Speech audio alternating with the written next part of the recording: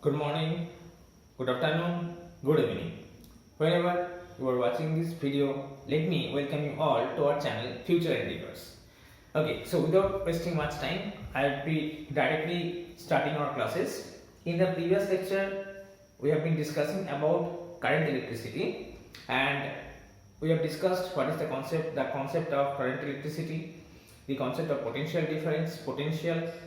We have also discussed about cell, EMF, terminal voltage, and some short concepts. Okay, so today what we are actually going to discuss is about two things.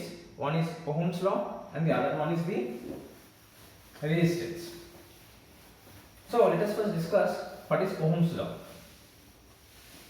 Okay, so what is Ohm's law? So you might have read this Ohm's law and have concept, but here we will be taking a deeper look into the concept. So what does the Ohm's law state?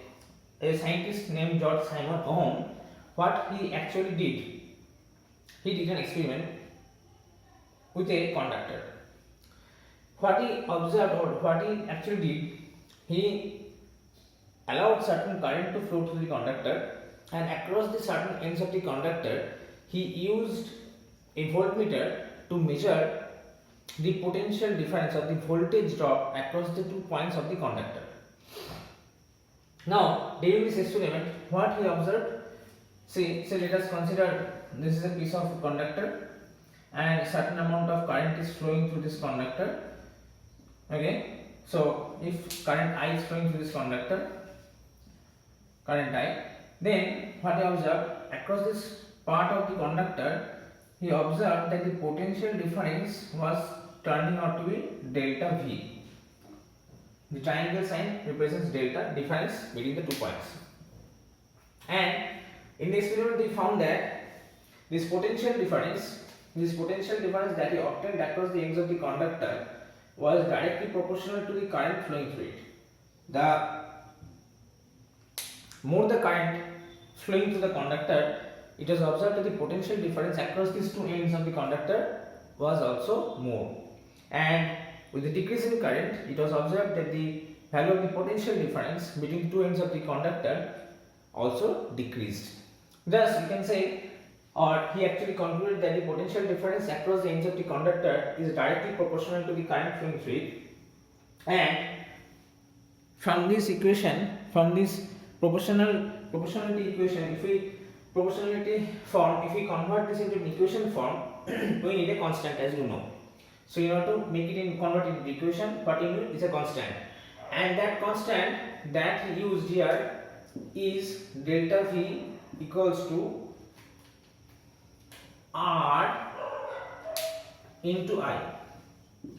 So the proportionality constant, this proportionality constant was called the resistance of the conductor. The resistance of the conductor. Okay. So this proportionality constant was called the resistance of the conductor. Thus, this is the form of the Ohm's law, and in statement you can say that Ohm's law. What does the Ohm's law statement says? Ohm's law statement says that the potential difference across the two ends of the conductor is directly proportional to the current flowing through it, given that, very important thing, given that the temperature and other physical conditions of the conductor remains same or constant. This last point is very, very important. If you do not write it in your exam, if you miss this point out, definitely it will be a negative point for you, and you will not be able to achieve full score. So remember this point. This is a very important point, as because with change in temperature, we will be discussing, with change in temperature, some physical conditions, the arrangement of the particles within the conductor changes, and as a result this value R changes, and the proportionality constant may not be able to prove there. Okay, so remember, this equation can only be written when temperature and other physical conditions remain the same, then only you can write this equation. So I think Ohm's law, the statement for the Ohm's law is clear to you all. If you have not been able to catch up with it, please just pause the video, move back a little, and once again hear it. I think the concept will be clear to you. So this is basically the Ohm's law, the mathematical form of Ohm's law. Delta V equals to R into I. So from this equation we can write. So what is the resistance? From this equation can you write that resistance R is equal to delta V by I, isn't it? So resistance R is equal to delta V into I. But is it so that resistance of the conductor is actually dependent on the potential difference of the current flowing through it? No, absolutely not. Remember that resistance is actually a property of the material. It does not depend on the potential difference of the current flowing through that conductor or through that material. But from the Ohm's law mathematical form, we can write R equals to delta V by I. Obviously, this remains constant for a particular conductor of certain length, of certain area. Okay, if delta V increases or decreases, correspondingly the I must also increase or decrease in order to keep this a constant value, at a constant value. And all these things that I am discussing should be at a constant temperature. So remember this concept, resistance, although we can write from Ohm's law delta V by I, but actually resistance is independent of the values of the delta V and I. Remember this fact. Okay, fine. Now moving on, then what is actually resistance? From this Ohm's law we actually move on to the concept of resistance. So what actually is resistance? Let us discuss it in details. Okay, so the next concept that we are going to discuss is resistance. If you have not noted down the law, you can pause the video or just move back a little and note down the law. Okay, now next concept is what is resistance. As I have said that we will discuss our resistance in details today. So what is resistance? What does actually this mean by this term? Now in actual life, I think all of you are familiar with this term resistance. Actually resistance indicates or denotes some kind of opposition. Okay, you must have encountered this term resistance at many point of your life. Okay, so it actually means a kind of opposition. Okay, so what is the resistance in case of a conductor? Consider a conductor, a metallic conductor. You know, a metallic conductor has certain amount of free electrons. So if you consider a metallic conductor, a certain metallic conductor of certain length and a certain cross section area, it has obviously some kind of free electrons in it. So you must have heard this term free electrons. Okay, but what is this free electrons? Let me just briefly recapitulate it for you. You know that in case of metals, okay, the valence electrons are loosely held by the protons. The attractive force of the protons over the valence shell electrons are not very much high. It is quite a bit low. As a result, what happens? The valence shell electrons often tends to get energized by absorbing, say, the temperature of the surroundings, and they tend to get out of the structure of the atom. They leave their valence shells, and these electrons then start wandering in between the interatomic space of the metal. Now these electrons, as they become free and start wandering about in between the space of the atoms, the interatomic space, these electrons are called the free electrons. So these free electrons can be only observed in metals. I think the reason is very much clear, as because the force, attractive force of these valence electrons in case of metals is not so high. Okay, so these free electrons are present in the metal. Now what happens when we apply certain potential difference? What actually you are creating? You are creating an electric field which actually forces these electrons to flow in a certain particular direction that constitutes the current. You know that conventionally we take the direction of current to be opposite to that of the direction of the electrons, flow of electrons. We consider current as the flow of positive charge. You know this. Okay. So in real condition, in real situation, when the electrons actually flow through the conductor, the atoms from which these electrons have been produced, they are already present, isn't it? The atoms are already present in between these electrons, isn't it? The positive charged atoms are already present in between these electrons in the conductor. Now what happens when the electron tries to flow through this conductor when a certain potential difference is applied, a positive and negative charge has been given, the positive charge attracts the electron and the negative charge, what happens, it repels the electrons.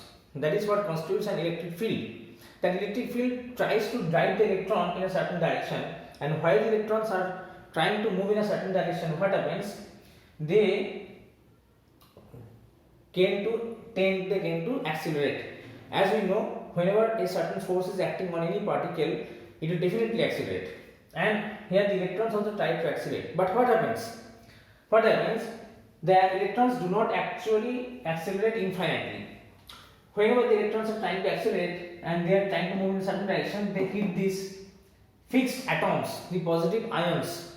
These atoms or ions are not free. They are not free to move. They remain fixed in their position, and they actually oppose the flow of the electrons.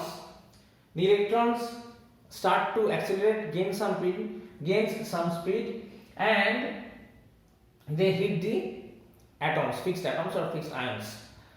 And as soon as they hit the atoms or ions, the speed of the electrons decreases, becomes zero. Again, the electrons are pushed by the electric force. They again start to move. Again they hit some atoms. Like this, they continue to move in a certain direction.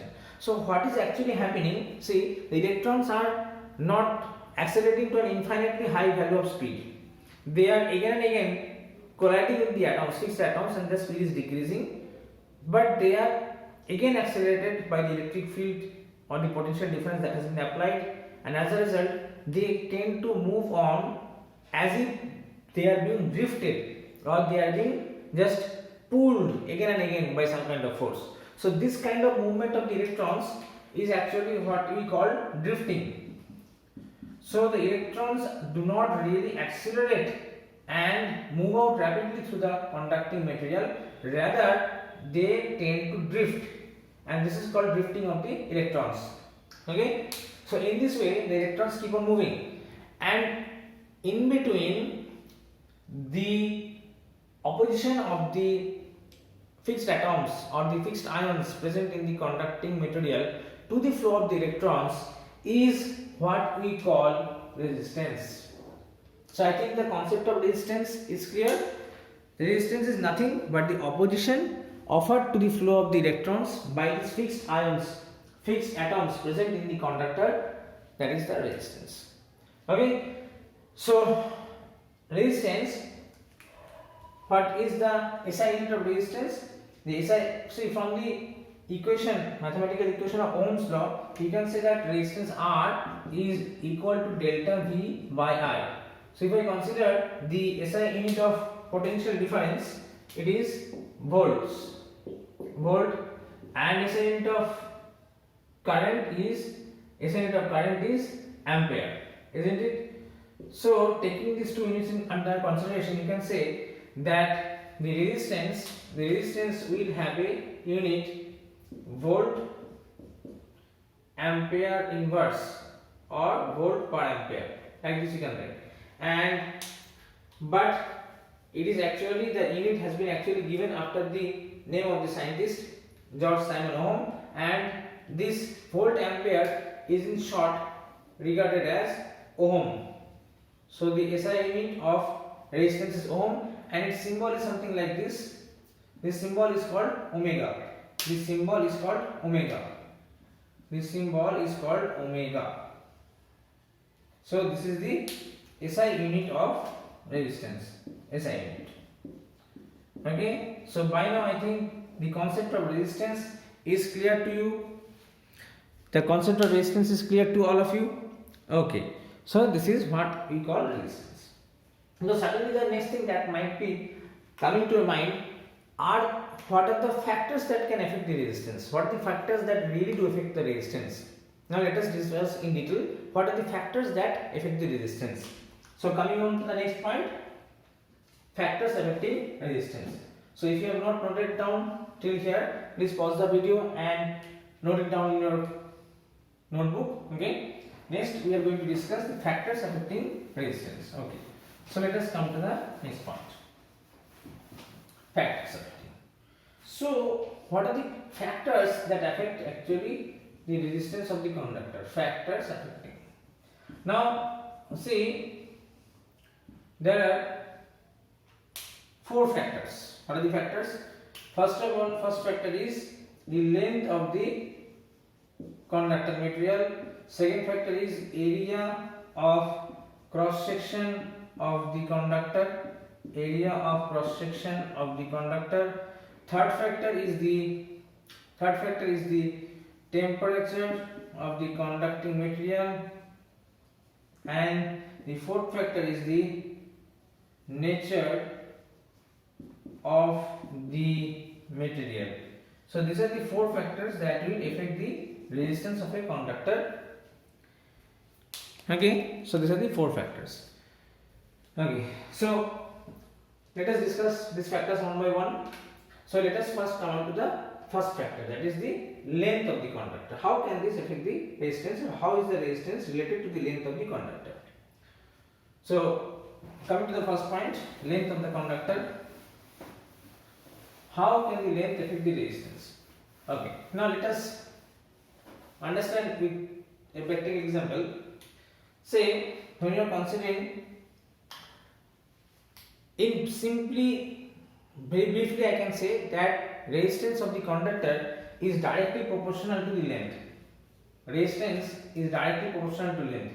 So for this I can briefly say that resistance is directly proportional to the length of the conductor. Now why it is so? Now for this, to understand, just take a practical example. When you are going for a walk and you walk for a shorter distance, you meet with lesser known people, and so the resistance to your walking, or the opposition to the process of your walking, or say you are having a brief jogging, okay, so that process is being hindered less if you cover a less distance. Now if you move on, or if you are going for a walk over a long length of the road, then you tend to counter more and more known people, and as a result they will stop in between your process of walking, talk to you a little bit. So actually those are the opposition to the process of your walking. So as the length of the road increases, the resistance, the opposition to the process of your walking is also increasing. Likewise, when the electrons are flowing in the conductor, if the length of the conductor increases, what happens? The length of the conductor increases, the more the collision an electron has to face in order to move from one point to another point. So with the increase in length of the conductor, obviously the resistance of the conductor increases. So as the length increases, resistance also increases. If the length decreases, the resistance also decreases. Okay, so this is the first factor, length. Now coming on to the next, second factor. What is the second factor? Second factor was the area of cross section. Area of cross section. Now consider area of cross section. For this I will be just directly saying that resistance is inversely proportional to the area of cross section. Inversely proportional to the area of cross section. Now see, if you consider, if you are walking through a very narrow road, then obviously it will be difficult for you to walk. You will be facing more opposition. And if you are walking through quite a wide road, then obviously the opposition that you will be facing will be less. You will have to counter less people in your path, and you can easily walk out to the road. So obviously like that, for a conductor, if the conductor is more thicker, if it is a greater area of cross section, obviously then the resistance, the opposition to the flow of the electrons will be less. However, if the conductor is thin, the area of cross section is less, the resistance offered will be also more. So the more the area, lesser is the resistance, lesser is the area, more is the resistance. Now coming to the third factor, temperature. You know with the increase in temperature, the resistance of the conductor will also increase. Temperature, with the increase in temperature, resistance of the conductor will also increase. Now why this happens? Because with the increase in temperature, the atoms, the fixed atoms that are vibrating, okay, the fixed atoms that are vibrating, what happens? They start vibrating more with increasing temperature, and thus they will collide more frequently with the electrons. Thus, with an increase in temperature, resistance increases. With a decrease in temperature, the resistance decreases. Now, this fact that I have been given output and out is for actually conducting material. Okay, conducting material. Now you might be there is another kind of material which are called the semiconductors. So for semiconductors, it is the reverse thing. So note it down. For semiconductors, the opposite thing happens. For semiconductors, opposite thing happens. What happens? With increasing temperature, the resistance decreases. With increasing temperature, resistance decreases. So as the temperature increases, the resistance decreases, and as the temperature decreases, resistance increases. Okay. So for semiconductor material, it is a different thing. For semiconductor material, to understand this concept, you have to go a little bit in depth about the structure of the semiconductors, which is not included in the syllabus. So you will not be able to discuss this. Maybe sometime in later class, I will be discussing, having a separate video on this for the semiconductors, or maybe later sometime. Okay. So let's remember this: for conducting material, temperature increases, resistance increases, but for semiconductor, temperature increases, the resistance decreases. So this is the variation of resistance with temperature. And the fourth is the material. So obvious point is that you can, from your practical experience, you can say that materials like wood, plastic, do these materials allow electric current to flow through it? No, never. So actually what happens? They offer a very high opposition to the flow of electrons. That is why current actually cannot flow through these materials. So nature of the materials also plays a very important role. But if you consider materials like copper, aluminum, iron, through this you will see current can easily flow through them. So what happens there is, for these materials, the opposition to the flow of current is relatively less, and the current can easily flow. So the material also plays an important role in the value of the resistance that is being offered. So combining these four factors, if I consider this temperature to be constant, because in the major cases the temperature is within a certain limit, and the room temperature limit, say it is from 20 degrees centigrade to say 40 degrees centigrade. So within this temperature range, or a little bit also, 15 to 40 degrees centigrade, the resistance of the conductors do not vary much.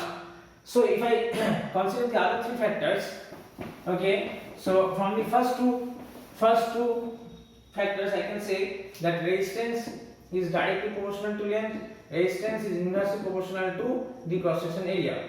Now combining these two factors, I can write that resistance is like something like this, proportional to L by A. If I want to convert this in the equation, I have to put a proportionality constant, and that proportionality constant is rho. This is the symbol is denoted by rho. What is this rho? This rho is the constant of proportionality. So this is the constant of proportionality. Okay, proportionality, and this is called the resistivity of material, or also called the specific resistance. Okay, specific resistance. So now I think the equation is clear. So actually the resistance is given by this formula, R is equals to rho L by A. So this is the resistance of any conductor having a certain length and certain cross section area, which is made up of certain material. So for that, the resistance will be having a formula of R equals to rho L by A. Okay. So I think the concept is clear. So this is resistance. Okay. So as there is a resistance in case of conducting material, within the cell there is also some resistance, because within the cell, when the ions try to move, the solution offers certain kind of resistance, and that kind of resistance which is present within the cell is being referred to as internal resistance. Okay, so internal resistance is nothing but the resistance offered to the flow of current within the cell due to the nature of the electrolyte, nature of the electrodes that you have taken. Many factors are there. So we will be discussing this on the next class. So for today we will be stopping our lecture here. So in the next class we will be again continuing with our lecture. Till then, goodbye, thank you and take care.